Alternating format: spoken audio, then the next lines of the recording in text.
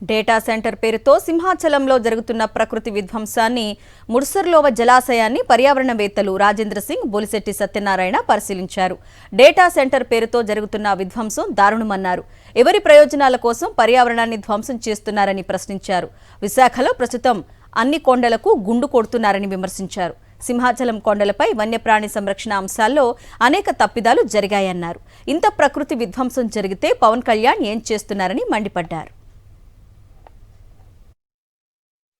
This is a proposed data center in Visakhapatnam, Simhanchal Forest. So I asked the people of who is here.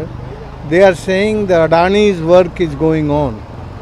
So now everywhere is the land and forest.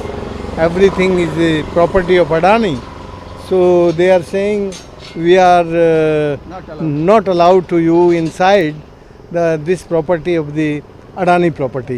So I don't understand the forest of the India. What is the way you can make the property of Adani?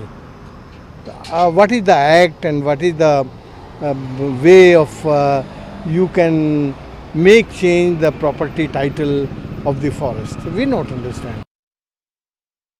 ఇక్కడ ఈ forest విధ్వంసం జరుగుతుంది చూద్దామని రాజేంద్ర సింగ్ గారు వస్తే అక్కడ security guards ఏం చెప్పారంటే, సార్ ఇక్కడ అదాని డేటా సెంటర్ వర్క్ అవుతుంది, మీరు పర్మిషన్ లేకుండా లోపలికి వస్తే మా ఉద్యోగాలు పోతాయని. కాబట్టి వాళ్ళు ఉద్యోగాలు తీయడం మా ఉద్దేశం కాదు, కానీ ఇటువంటి ప్రాంతంలో డేటా సెంటర్ ఇవ్వడం అనేది ముమ్మాటికి తప్పు. ఎందుకంటే మనకున్న చట్టాలు దానికి అనుమతించవు. మనకున్న ఎన్విరాన్మెంట్ ప్రొటెక్షన్ యాక్ట్ 1986 కానీ, వైల్డ్ లైఫ్ ప్రొటెక్షన్ యాక్ట్ 1972 కానీ దీనికి పరిమితి, అలాగే ఫారెస్ట్ రైట్స్ యాక్ట్ కానీ మూడు కూడా, ఫారెస్ట్ యాక్ట్ కూడా దీనికి పరిమితించదు. కాబట్టి వీళ్ళు కేంద్రం నుంచి అనుమతులు తీసుకున్నారా లేదా, అసలు ఇది పర్యావరణ ప్రభావ అంచనాలు వేశారా లేదా, అంచనాలు తాలూకా పర్యావరణ ప్రభావ అంచనాలు తాలూకా రిపోర్ట్లు బహిర్గతం చేశారా లేదా ప్రజలకి, అలాగే సోషల్ ఇంపాక్ట్ అసెస్మెంట్. ఇప్పుడు ఇక్కడ ఏంటంటే మనం బ్రిటిష్ టైంలో 124 సంవత్సరాల క్రితం నిర్మించింది, ఓపెన్ చేసింది ఆ ముడ్సర్లోవ రిజర్వాయర్ 1902.